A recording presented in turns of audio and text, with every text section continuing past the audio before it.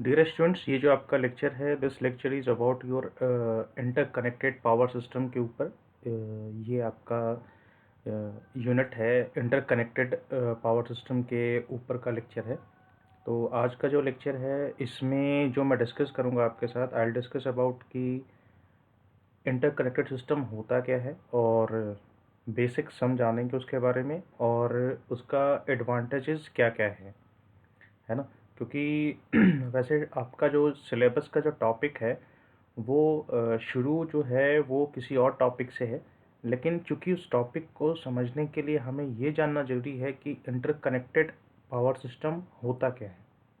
ठीक है, तो इसलिए मैंने ये लेक्चर जो है वो इंटरकनेक्टेड पावर सिस्टम से शुरू किया है, so that you can have an idea कि इंटरकनेक्टेड पावर सिस्टम होता क्या है। उसके बाद ये चीज़ें समझ में आएंगी, क्योंकि जैसे अगर आप किसी भी पावर प्लांट्स हैं, मान लीजिए कि 4-5 पावर प्लांट हैं, उनके बीच अगर आप लोड शेयरिंग की बात करोगे या फिर उनका स्विचिंग ऑपरेशंस के बारे में बात करोगे, तो हमें पता होना चाहिए कि व्हाट इज़ वो एक साथ जुड़े हुए कैसे हैं। तो उसको समझने के लिए we need to understand the concept of your interconnected system. So सबसे पहले हम जानते हैं कि इंटरकनेक्टेड पावर सिस्टम क्या होता है। देखिए, इंटरकनेक्शन मतलब क्या हुआ कि चीज़ों का आपस में जुड़ना।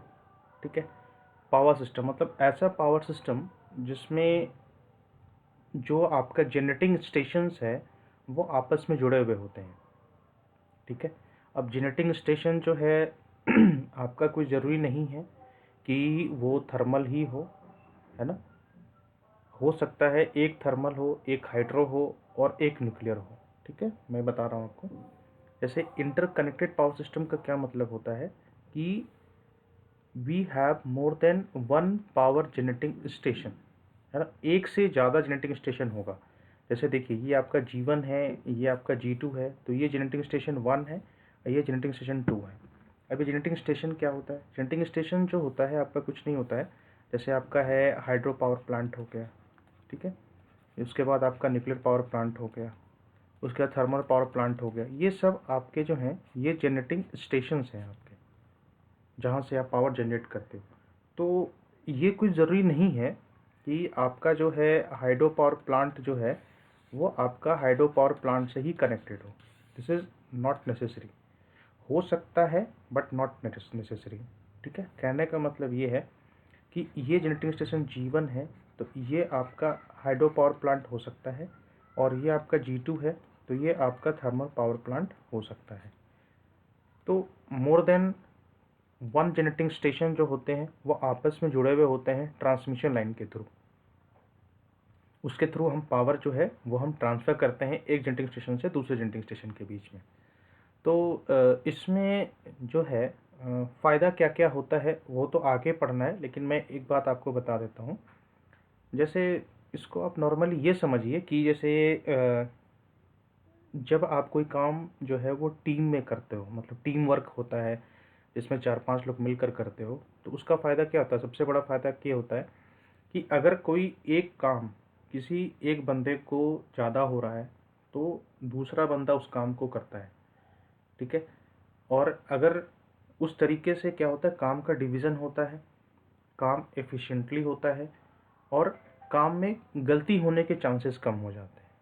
ठीक है, ये जनरल लाइफ का एग्जांपल है। बस उसी जनरल लाइफ के एग्जांपल के बेस पर आप ये समझिए कि जो इंटरकनेक्टेड सिस्टम है इसमें हर एक जो जनरेटिंग स्टेशंस हैं वो आपस में टीम की तरह काम करते हैं। अगर एक के ऊपर लोड बढ़ेगा तो उसको हम दूसरे जनरेटिंग स्टेशन पर डाल देंगे।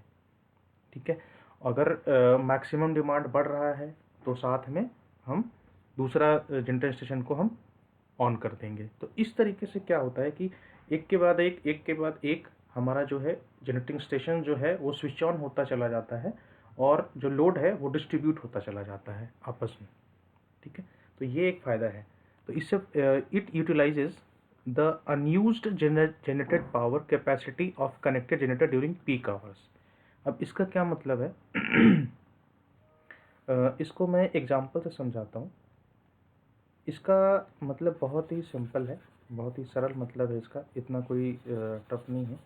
अनयूज्ड पावर का मतलब क्या होता है? पहले तो हम ये समझ रहे हैं कि मान लीजिए कि आपके पास एक हाइड्रो पावर प्लांट है, ठीक है, और आपके पास एक जो है वो न्यूक्लियर पावर प्लांट है, ठीक है, ये दोनों हैं। मान लीजिए हाइड्रो पावर प्लांट जो है वो 15 मेगावाट जो है वो लोड सप्लाई कर सकता है, ठीक है, और जो न्यूक्लियर पावर प्लांट है वो 20 मेगावाट पावर लोड को सप्लाई कर सकता है। अगर आप इसको केवीए में ले लेंगे तो इसको ऐसा करिए 15 केवीए कर दीजिए और इसको 20 केवीए कर दीजिए, तो ज़्यादा अच्छे समझ में आएगा, ठीक है। तो 15 केवीए हो गया और आपका 20 केवीए हो गया, जो आपका जो है जो जनरेटिंग कैपेसिटी है इन सब की, ठीक है। तो अब किसी भी इंस्टेंट पे कोई ज़रूरी नहीं है कि आपका जो दोनों जनरेटिंग स्टेशन जो है वो मैक्सिमम जनरेटिंग कैपेसिटी पे काम करे, है ना।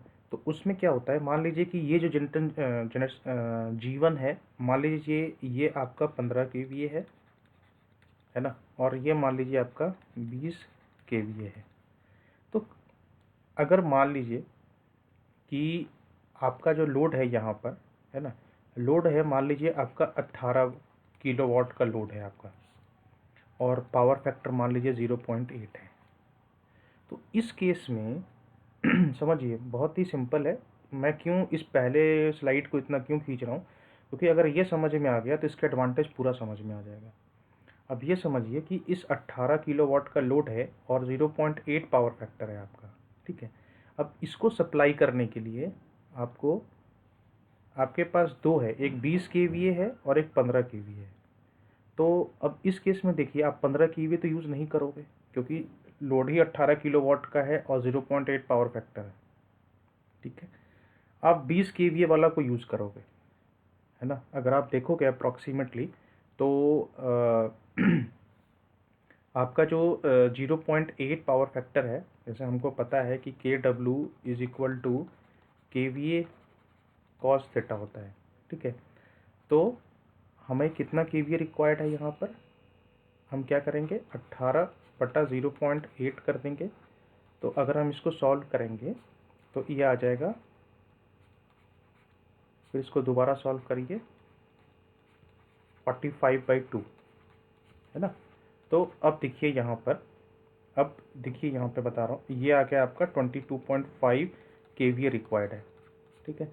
अब क्या है इस केस में, अब ध्यान दीजिए इस केस में, अब आप 20 केवीए तो आपका जनरेशन है, ठीक है जी, और आपको चाहिए 22.5, तो आप क्या करोगे इस केस में, इसके अकेले से काम चलने से रहा, ठीक है, क्योंकि ये 20 केवीए तक का है। तो आपको क्या करना होगा कि ये जो जीवन है इसको ऑन करना होगा, और आपको लोड, आपको जो पावर सप्लाई करना होगा इस तरीके से कि आपका जो है 22.5 केवीए जो है वो आपको मिल जाए। जो 18 किलोवाट का लोड 0.8 पावर फैक्टर पे काम कर रहा था, तो बेसिकली चाहिए इतना केवीए, तो ये आपको मिल जाए, और आपका दोनों स्टेशन जो है वो इकोनॉमिकली काम करे, मतलब स्टेबल रूप में काम करे। तो ये तभी पॉसिबल है जब आपका इंटरकनेक्टेड सिस्टम होगा। अगर इंटरकनेक्टेड सिस्टम यहाँ पे नहीं होता, फॉर एग्जांपल मान लीजिए कि आपके पास ये G1 नहीं है, आपके पास ये केवल G2 है, उस केस में तो आप 18 किलोवाट 0.8 पावर फैक्टर का लोड सप्लाई कर ही नहीं पाते, क्योंकि 22.5 केवीए का रिक्वायरमेंट है और वो आपका 20 केवीए मैक्सिमम जा रहा है ना। तो ये फ़ायदा होता है आपका, जनरेटिंग स्टेशन अगर इंटरकनेक्टेड है तो इससे ये फ़ायदा होता है कि आप इंक्रीज्ड लोड को सप्लाई कर सकते हैं। अब मान लीजिए कि दूसरे इस केस में मान लीजिए किसी इंस्टेंट में 18 किलोवाट था, ये तो वो केस हो गया, ठीक है। एक केस और हम कंसिडर करते हैं जिसमें हम समझने की कोशिश करेंगे कि अगर मान लीजिए कि यही लोड जो है आपका 18 किलोवाट नहीं हो करके, अगर यही लोड आपका हो जाए मान लीजिए कि 12 किलोवाट एट 0.8 पावर फैक्टर, क्योंकि देखिए लोड है ना, लोड है तो वो तो कस्टमर के ऊपर डिपेंड करता है, कंज्यूमर के ऊपर, आपके ऊपर डिपेंड नहीं करता, आप सप्लायर हो, आपको तो बस पावर सप्लाई करनी है। तो अगर 12 किलोवाट का लोड है, 0.8 पावर फैक्टर है, इसको फिर हम कैलकुलेट करते हैं, है ना। तो 12/0.8, इसको अगर आप हटाएंगे तो ये बन जाएगा 2 चौके 8, 60, 15, यानी कि 15 kVA रिक्वायर्ड है। ठीक है, 15 kVA रिक्वायर्ड है।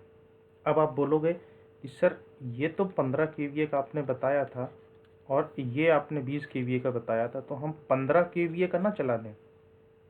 आपका क्वेश्चन, आपका जो है आंसर जो है या फिर क्रॉस क्वेश्चन बिल्कुल जायज़ है, लेकिन एक बात हमेशा ध्यान रखिएगा कि कभी भी किसी भी पावर स्टेशन को हम उसके मैक्सिमम कैपेसिटी के पास हम चलाना चाहते हैं, लेकिन हम उसको देर तक नहीं चलाते। उसकी वजह क्या होती है कि मान लीजिए कि सिस्टम के अंदर फॉल्ट आ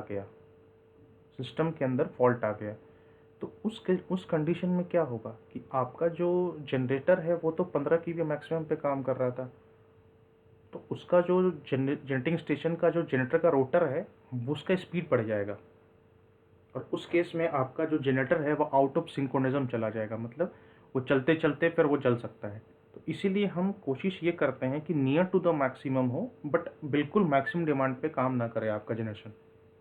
तो उस केस में आप क्या करोगे, ये 20 kVA वाला जो है इसको ऑन कर दोगे, वो अपना 15 kVA आराम से सप्लाई करता रहेगा। क्योंकि अगर आप देखोगे तो 20 kVA है, 15 kVA है, तो 70% के लोड पे चल रहा है, तो ठीक है, 70, 75, 80, 90 तक जाता है।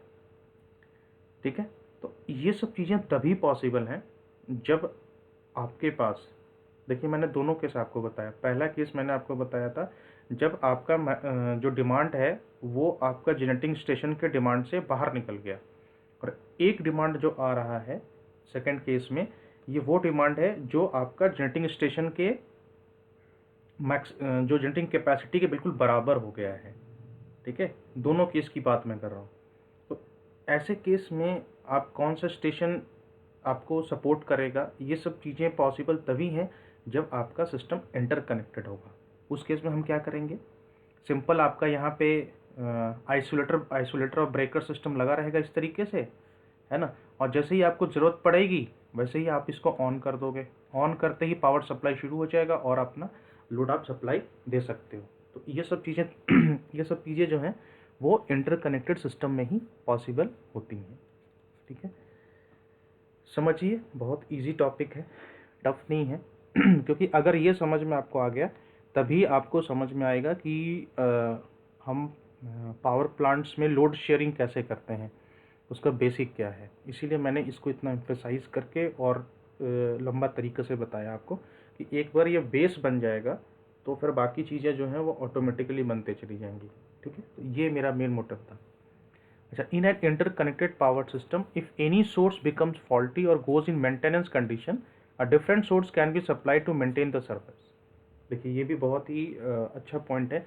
अब मान लीजिए कि आप ये G1 और G2 ऑपरेट कर रहे हो, इसमें से कोई भी एक पावर स्टेशन जो है, मान लीजिए किसी सिचुएशन में दोनों पावर स्टेशन काम कर रहे हैं, और किसी कंडीशन में मान लीजिए कोई एक पावर स्टेशन का मेंटेनेंस शेड्यूल है आपका, तो आप क्या कर सकते हो, अब आपको लोड भी सप्लाई करना है, तो आप क्या करोगे, अगर कोई जनरेटिंग स्टेशन के पास इतनी कैपेसिटी है कि वो इंस्टेंटेनियस मैक्सिमम लोड को झेल सकता है कुछ देर तक के लिए, जब तक मेंटेनेंस आपका चल रहा है दूसरे वाले का, तो आप दूसरे वाले से सप्लाई कर दो, इसको मेंटेनेंस पे डाल दो।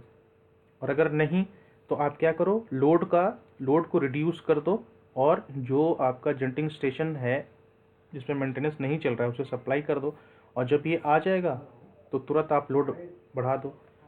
इसको हम लोग बोलते हैं लोड शेडिंग। जब आप गांव वगैरह में जैसे आप लोग सुनते हैं ना, लोड शेडिंग हो गया, लोड शेडिंग क्या होता है, लोड शेडिंग होता है लोड को हटाना। ठीक है, जैसे जो लोड ज़रूरत है हम उन्हीं को सप्लाई देते हैं, बाकी जगह पे हम नहीं। जैसे गाँव में क्या होता है, गांव घरों में जो है आपका 12 घंटे की लाइट आती है, 12 घंटे की लाइट नहीं आती है, तो वो लोड शेडिंग होता है।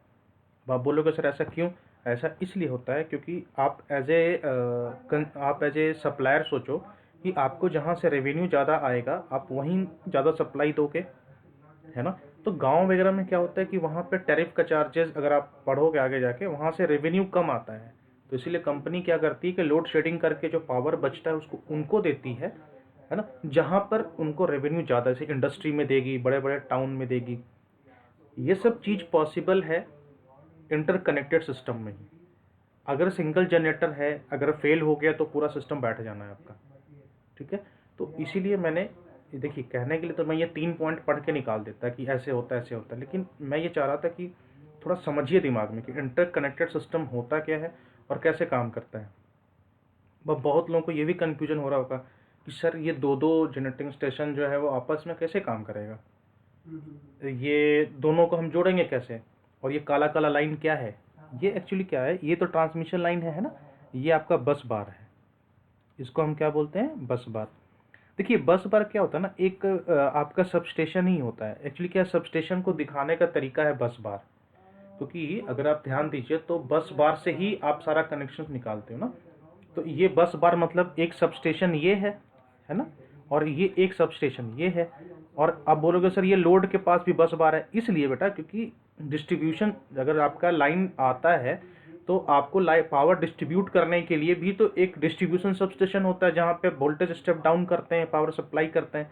तो ये हुआ आपका जनरेटिंग सब स्टेशन, ये हो गया आपका डिस्ट्रीब्यूशन सब स्टेशन, ठीक है। सब स्टेशन भी दो तरह का होता है, जनरेशन होता है और एक डिस्ट्रीब्यूशन वाला होता है ना। तो ये है आपका यहाँ पे, ठीक है। तो इस तरीके से जुड़ा होता है। तो अब मुझे लगता है थोड़ा सा क्लियर हुआ होगा कि कैसे काम करता है ये। और आपको पता ही है हर एक सब स्टेशन में क्या होता है, ब्रेकर, आइसोलेटर, सब कुछ होता है। उसी उसी के थ्रू हम स्विचिंग ऑपरेशन करते हैं, तभी एक स्टेशन दूसरे स्टेशन के साथ जुड़ता है, ठीक है। ये चीज़ है आपका। अब आइए एडवांटेजेस क्या होता है। Advantages of interconnected power system, देखिए यूज़ ऑफ ओल्डर प्लांट, इसको हम अभी डिटेल में भी पढ़ेंगे, थोड़ा सा है, ठीक है। Economic operation, increase reliability of power supply, exchange off peak load, ये इसको रहने दीजिएगा, ठीक है। ये पॉइंट मैंने इसलिए दिया कि अगर एमसीक्यू में अगर आएगा तो ये जान लीजिए, इसको रहने दीजिए, ठीक है। Reduce plant reserve capacity and reduce capital and investment operating cost, ये हम 6 पढ़ेंगे, ये हम नहीं पढ़ेंगे, ठीक है, इसको रहने दीजिएगा। तो हम देखते हैं एक एक करके। अब है advantages of interconnected power system में पहला है यूज़ ऑफ ओल्डर प्लांट। अब देखिए जो मैंने आपको देखिए जो मैंने आपको एक्सप्लेनेशन दिया है कि कैसे हम इंटरकनेक्ट पावर सिस्टम को हम यूज़ करते हैं, अगर आपको वो पहला, अभी जो थोड़ी देर पहले हम डिस्कस कर रहा था, अगर वो आपको समझ में आ गया है तो एडवांटेजेस अब आपको बहुत ईजी समझ में आएगा। अब क्या है यूज़ ऑफ ओल्डर प्लांट। अब जैसे प्लांट जब पुराना होता है तो क्या होता है कि उसकी एफिशिएंसी घट जाती है, वो इतना सफिशिएंट नहीं रह जाता, तो उसकी जो एफिशिएंसी है वो जो है वो घट जाती है। तो इस वजह से क्या होता है कि अगर कभी लोड डिमांड बढ़ता है, देखिए इंग्लिश लिखा हुआ है उसके ऊपर जाइए, वो समझ लेना आसान है, लेकिन जो कॉन्सेप्ट है मैं आपको समझा रहा हूँ कि जैसे जितना प्लांट पुराना होता है तो क्या होता है कि उसका जो एफिशिएंसी घट जाता है। जैसे कि बाइक है और बाकी कोई भी, जैसे वॉशिंग मशीन है, फ्रिज है, तो जब पुराना होता है तो क्या होता है, उसका एफिशिएंसी घट जाता है। तो पावर सिस्टम में भी वैसे ही होता है। तो क्या होता है कि जब आपका एफिशिएंसी घट जाता है और आपका लोड है, वो लोड तो घट नहीं सकता है ना, लोड तो आपका डायनामिक है, वो बढ़ता ही जाएगा। और आपका स्टेशन हो गया पुराना, ठीक है, तो अब आपको पावर भी सप्लाई करनी है, तब क्या करोगे आप, तब आप कोई दूसरा सबस्टेशन जो पास में है उससे अपने सबस्टेशन को कनेक्ट कर दोगे।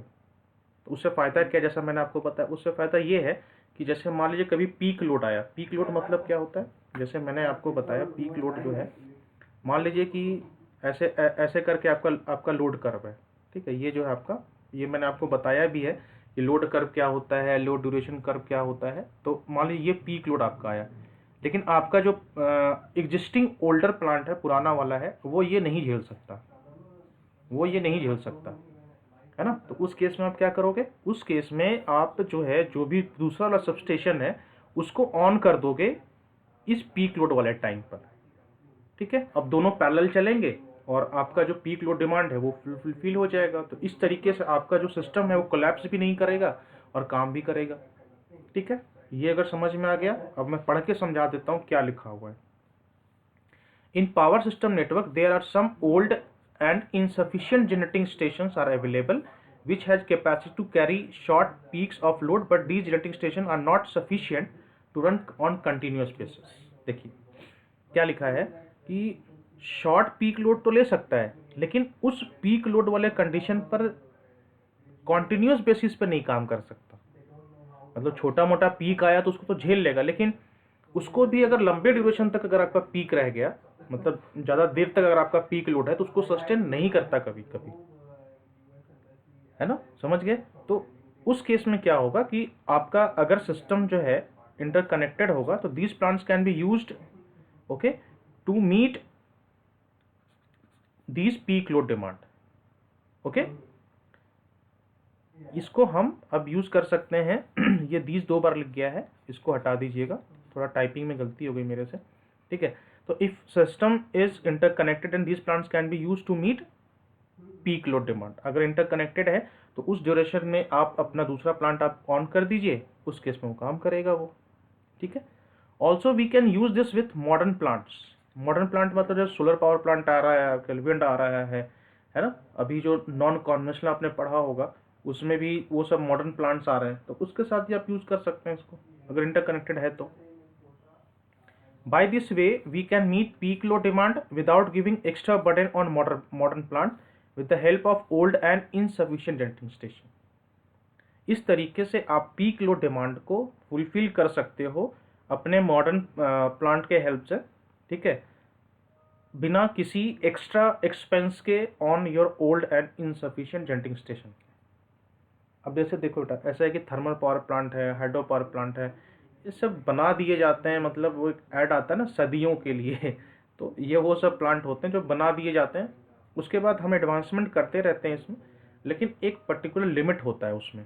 ऐसा तो है नहीं कि आप किसी भी थर्मल प्लांट में बॉयलर सेक्शन बढ़ाते जा रहे हो, बढ़ाते जा रहे हो, बढ़ाते जा रहे हो, तो एक लिमिट पे आने के बाद उसकी भी कैपेसिटी रुक जाती है, एफिशिएंसी घट जाती है। तो आप क्या करो, उसके साथ सोलर लगा दो, ठीक है, विंड लगा दो, और जब आपका डिमांड बढ़ रहा है तो सोलर से सप्लाई कर दो, ये फायदा होता है आपका।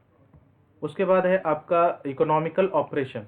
The less efficient and old generating station can be use continuously by sharing of load among the power plant. देखिए जो मैं आपको पहले स्लाइड में इतना कुछ बता रहा था, अगर आपको समझ में आया होगा तो अब ये पहला वाला पॉइंट और ये वाला पॉइंट बिल्कुल क्लियर हो गया होगा कि अगर आपका कोई भी स्टेशन जो है अगर आपका पुराना है और एफिशिएंट नहीं है, तो आप उसको load sharing, continuous load sharing के हेल्प से आप उसको यूज कर सकते हो।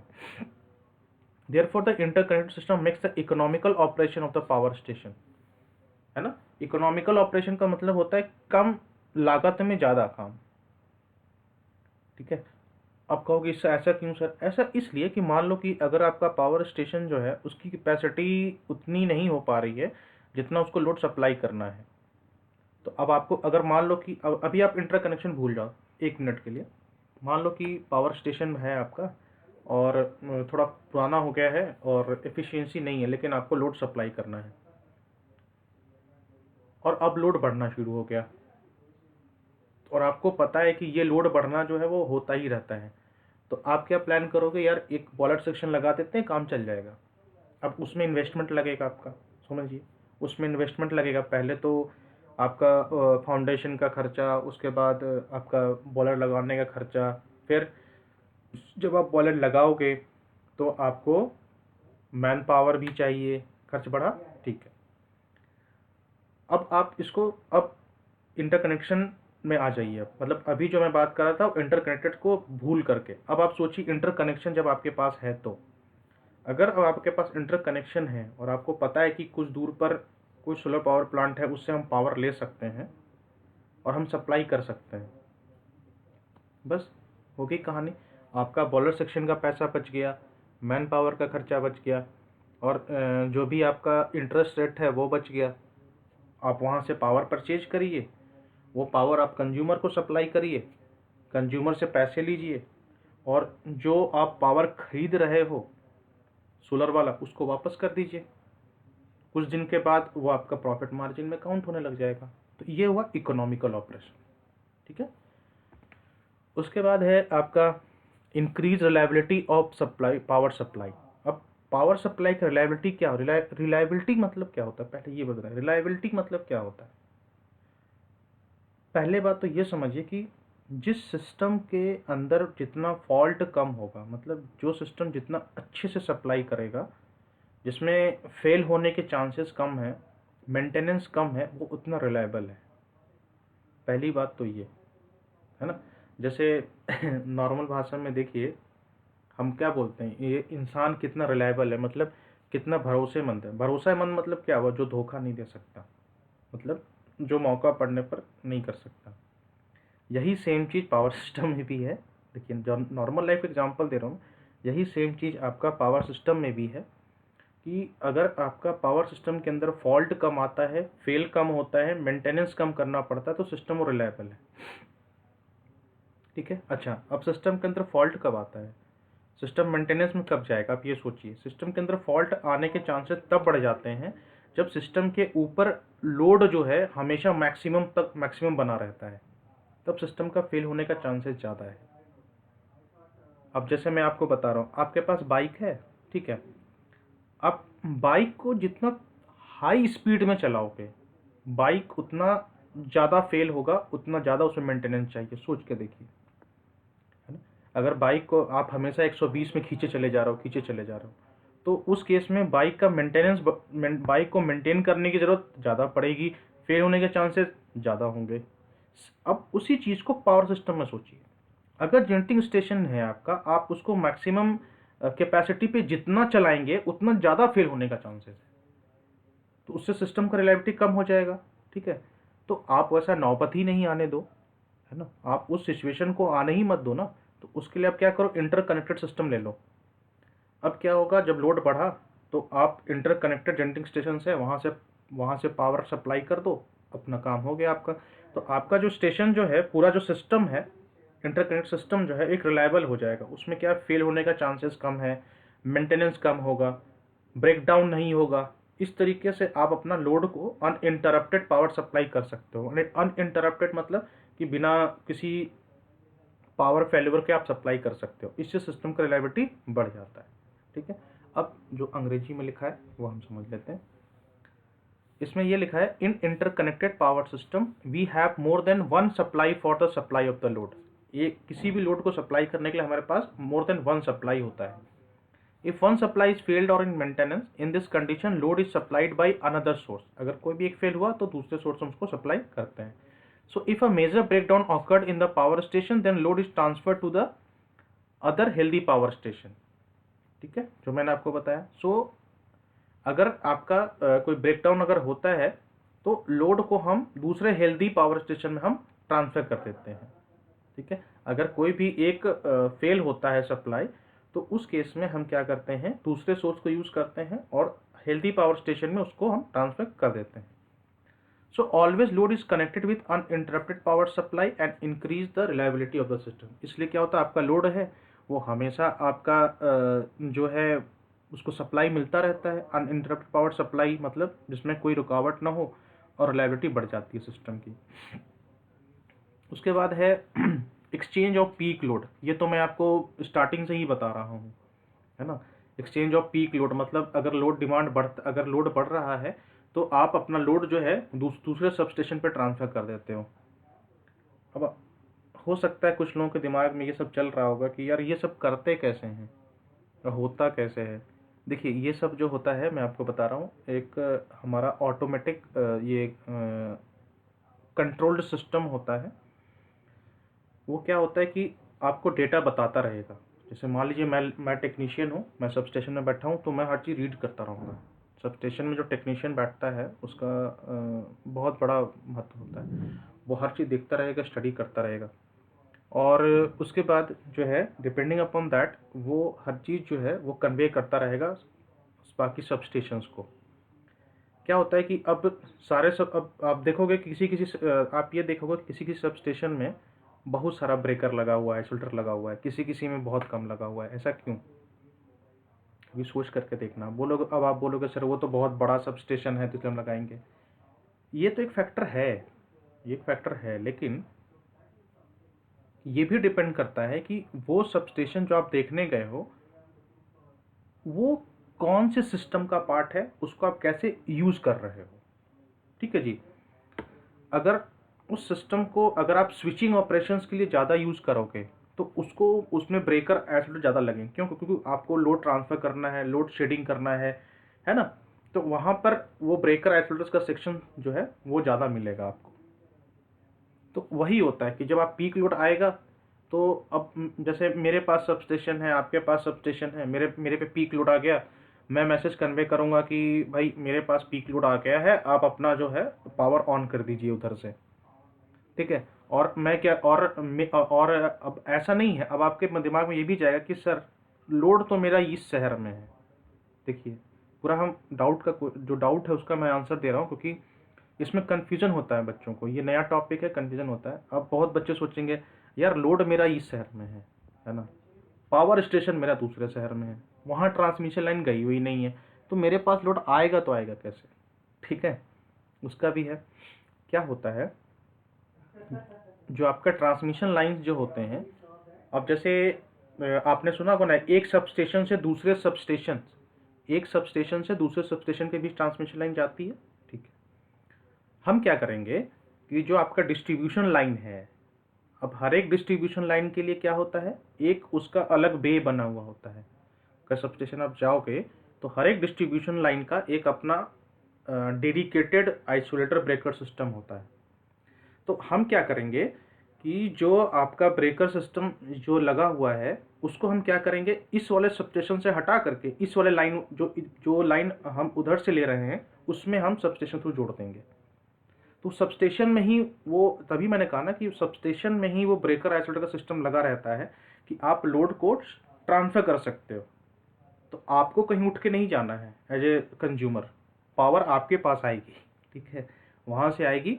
और अब ये काम जो है वो सप्लायर का होता है कि वो ब्रेकर आइसोलेटर के थ्रू आपको जो है पावर सप्लाई करे ताकि आपको पावर मिले। ठीक है, इसीलिए किसी किसी सबस्टेशन में आइसोलेटर ब्रेकर ज़्यादा लगे हुए होते हैं, क्योंकि उनको लोड ट्रांसफर करना होता है ना। लोड, अब पावर आ गया, लोड ट्रांसफर हो रहा है उधर से, है ना, लोड ट्रांसफर करना होता है। आप क्या करोगे, अब जैसे मान लीजिए ये वाला है ना, ये है। ठीक है, आप क्या करोगे, इस वाले लोड को ट्रांसफर करना है तो इसका जो स्विच है वो इधर वाले सबस्टेशन से हटा करके इस वाले पे डाल दोगे। ठीक है, तो अभी ये पावर सप्लाई ऐसे होने लग जाएगा, ऐसे वाला। ठीक है, मैं बता देता हूँ आपको। ऐसे मान लीजिए ये आपका दो लाइन है। ठीक है, ऐसे करके दो लाइन है मान लीजिए। ठीक है, और यहाँ पे ये आपका जो है बस बार लगा हुआ है। इसको मैं और अच्छे से बना देता हूँ, इसमें आपको समझ में आ जाएगा।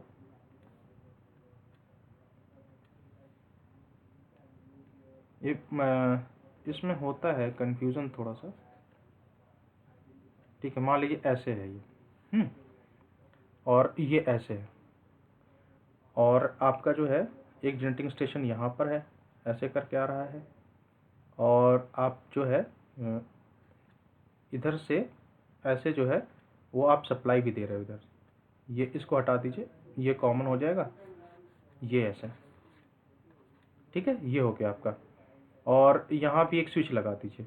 तभी मैंने कहा ना कि आपका जो है वो स्विचेस ज़्यादा पड़ जाते हैं इसमें। अब यहाँ पे भी मैं, चलिए स्विच लगा देता हूँ। मैं इसलिए इतना मतलब एफर्ट लगा रहा हूँ कि मैं चाह रहा हूँ कि समझ में आ जाए आपको कि ये है क्या एक्चुअली में, कहानी क्या चली। नहीं तो बहुत लोग तो समझ ही नहीं पाते कि इंटरकनेक्टेड सिस्टम चल क्या रहा है। ठीक है, अब मान लीजिए बेटा कि ये आपका लोड L1 है और ये आपका लोड L2 है। ठीक है, अब मान लीजिए आपको लोड, अभी आप क्या कर रहे थे, ये 1 है और ये 2 है। ठीक है, मान लीजिए पहले आप 1 से सप्लाई दे रहे थे, तो 1 से जब सप्लाई दोगे तो आप इसमें थोड़ा ध्यान दो कि ये वाला स्विच ऑन रहेगा, ये वाला स्विच ऑन रहेगा, ये वाला स्विच ऑन रहेगा, और ये वाला स्विच ऑन रहेगा तभी, और ये वाला ऑफ रहेगा। ठीक है, मैं एरो से बताता हूँ, ये वाला ऑफ रहेगा क्योंकि आप जनरेटिंग स्टेशन 1 सप्लाई दे रहे हो। ठीक है, अब ध्यान दीजिए, अब आपका लोड बढ़ गया। ठीक है, अब आपको स्विचिंग ऑपरेशन करना है। अब ध्यान दीजिएगा थोड़ा सा, बस 1 मिनट लगे, ज़्यादा नहीं। अब आप मान लो कि ये लोड L2 को लोड L2 को आप इस पे ट्रांसफ़र करना चाहते हो, है ना? तो क्या करोगे? अब ध्यान देना, इसको ऑन करोगे, ठीक है जी? इसको ऑन करोगे, ध्यान दीजिए, इसको ऑफ करोगे, इसको भी ऑफ करोगे, ठीक है? अब ध्यान दीजिए, जब आपने इसको ऑफ किया, है ना, तो ये जनरेटिंग स्टेशन जो है केवल इसको सप्लाई देगा, ऐसे करके। देख रहे हैं? एकदम ध्यान दीजिए, ये वाला, ये ऐसे सप्लाई जाएगा, ठीक है? और इसको जब आपने ऑन किया और ये ऑफ कर दिया, तो ये वाला जो है ऐसे कनेक्टेड हो गया, ऐसे करके, देखिए, हो गया ना? अब ये देखिए, ध्यान दीजिए, अब ये L2 जो है वो पूरा पूरा जनरेटिंग स्टेशन 2 से ट्रांसफर कर रहा है, और 1 जो है वो केवल L1 को दे रहा है। यही मैं समझाना चाह रहा था। ऐसे होता है स्विचिंग ऑपरेशन, ऐसे होता है एक्सचेंज ऑफ पीक लोड, ठीक है? हो सकता है बहुतों को ये लेक्चर लग रहा होगा, सर पता नहीं क्या कहानी बता रहे हैं, मतलब समझ ही भी नहीं आ रहा है, इतना हाई फाई चल रहा है। हाई फाई कुछ भी नहीं है, बहुत ही सिंपल, इसलिए मैंने स्विचिंग ऑपरेशन बताया। बोलो सर ये स्विच क्या है? ये बेटा ब्रेकर आइसोलेटर लगे हुए होते हैं जिससे हम लोड ट्रांसफर करते हैं, ठीक है? उसके बाद आइए रिड्यूस प्लांट रिजर्व कैपेसिटी। अब क्या है इसका मतलब, क्या है कि अब आपका जैसे मान लीजिए, इसी एग्जाम्पल को बताता हूँ मैं आपको। इसमें क्या है कि आपको अपने जनरेटिंग स्टेशन का कैपेसिटी बढ़ाने की ज़रूरत नहीं है ना? आप क्या कर सकते हो, दूसरा प्लांट है तो उसके थ्रू आप पावर सप्लाई कर सकते हो, इस जो ऑपरेशन मैंने आपको ऐसे बताया है उसके थ्रू, है ना? तो प्लांट रिजर्व का कैपेसिटी घट जाता है, क्योंकि उसमें क्या है कि अब पैरेलल में कनेक्टेड है, तो इमरजेंसीज के टाइम पर क्या कर सकते हो, ये इमरजेंसी सिचुएशन ही मैंने आपको बताया है, तो आप ऐसे कनेक्ट कर दो। तो इस सिचुएशन में क्या है कि आपको अपना प्लांट 1 का रिजर्व कैपेसिटी बढ़ाने की जरूरत नहीं है। आपके पास पता है इंटरकनेक्ट सिस्टम में हमारे पास एक और सब स्टेशन है, एक और जनरेटिंग स्टेशन, आप वहाँ से सप्लाई कर सकते हो, ठीक है? और लास्ट पॉइंट है reduce capital and operating cost. ये तो बिल्कुल ही नॉर्मल बात है, जो सारी चीज़ें हमने बात करी हैं ये समराइज्ड पार्ट है, क्योंकि अब आपको अगर आपके पास थर्मल पावर प्लांट है तो आपको उसका नंबर ऑफ बॉयलर बढ़ाने की ज़रूरत नहीं है, नंबर ऑफ मैन पावर बढ़ाने की ज़रूरत नहीं है, ठीक है जी? इसी का एग्जांपल ले लीजिए, जो एग्जांपल आपके सामने मैंने अभी बनाया। आप खुद अब इस डायग्राम खुद सोच के देखिए आप एक बार, कि अगर मेरे को लोड बढ़ रहा है तो हम दूसरे नंबर वाले से सप्लाई हम करेंगे, तो पहले वाले पे हमें खर्च करने की ज़रूरत नहीं है, मैन पावर लगाने की ज़रूरत नहीं है। घट गया ना आपका कैपिटल कॉस्ट, ऑपरेटिंग कॉस्ट, ठीक है? तो अगर आपको समझना हो तो ये डायग्राम जो मैंने बनाया है अभी, इसको थोड़ा सा समझने की कोशिश करिएगा, ठीक है? एरो को एरो को मैंने इसलिए अलग अलग कलर में बनाया है कि आपको समझ में आ जाए, ठीक है? ब्लू वाला जो एरो है वो तब है जब आपका जनरेटिंग स्टेशन 1 जो है वो L1 L2 को सप्लाई कर रहा था, और रेड वाला एरो तब है जब आपका जनरेटिंग स्टेशन 2 भी काम में आ गया तब, ठीक है? जो नीचे की तरफ जा रहा है वो ऑन है, जो उल्टा, जो मतलब जो क्लॉकवाइज जा रहा है वो ऑन कर रहा है, एंटी क्लॉकवाइज ऑफ कर रहा है स्विच को, ठीक है? बस इस चीज़ को ध्यान में रख करके एक बार समझने की कोशिश करिए, सब समझ में आ जाएगा, ठीक है? तो इससे क्या होता है, in interconnected system the efficiency of plant is increase and the cost of power generation is reduced. बिल्कुल सही बात है कि एफिशिएंसी बढ़ जाता है। एफिशिएंसी मतलब क्या हुआ कि अगर मैं वही बात बोल रहा हूँ बार बार कि अगर आप किसी पावर प्लांट को अपने मैक्सिमम डिमांड पे चलाओगे तो एफिशिएंसी घटती है उसकी। बाइक एग्जांपल लीजिए, आप जितना उसको ज़्यादा स्पीड पे चलाएंगे टायर ज़्यादा घिसेगा, इंजन पे लोड ज़्यादा पड़ेगा, एफिशिएंसी घट जाएगी। सेम वही चीज़ है आपका पावर स्टेशन, ठीक है? और इससे क्या होगा, अगर इंटरकनेक्टेड सिस्टम है तो एफिशिएंसी बढ़ेगी, कॉस्ट ऑफ पावर जनरेशन कम हो जाएगा, and in this system capital cost and operating cost is reduce, दोनों घट जाएगा। सो पर kilowatt price is also reduce, ठीक है? तो ये था आपका लेक्चर, इंटरकनेक्टेड सिस्टम क्या होता है, उसका एडवांटेज डिसएडवांटेज क्या है। मैंने ट्राई किया है अपनी तरफ से आपको समझाने का कि इंटरकनेक्ट सिस्टम क्या होता है, पावर सिस्टम्स की क्या वैल्यू है ना? फिर भी हाँ, थोड़ा लंबा हुआ होगा लेक्चर, क्योंकि एक्चुअली ये बेस होता है ना, एक बेस रखना पड़ता है। नहीं तो ऐसे हवा में पढ़ा देना कि ये होता है, वो होता है, ये होता है, तो वो नहीं सही लगता। क्योंकि ये बहुत, अब मैं आपको एक बात बता रहा हूँ, मैं क्यों इतना एम्फेसाइज कर रहा हूँ इस टॉपिक पे, क्योंकि ये सिस्टम हम यूज़ कर रहे हैं आज के टाइम पर, ठीक है। और जो भी आपने नॉन कन्वेंशनल एनर्जी सोर्सेज पढ़ा है, उन सब का यूज़ हम इसमें करते हैं, ठीक है। तो ये बहुत ही इम्पॉर्टेंट मतलब कॉन्सेप्ट है आपको जानने के लिए। तो इसलिए थोड़ा सा मैंने इसको लंबा खींचा है, बट समझिए आराम से। कोई डाउट होगा तो प्लीज़ पूछिए। And thank you so much for watching this video and take care of yourself.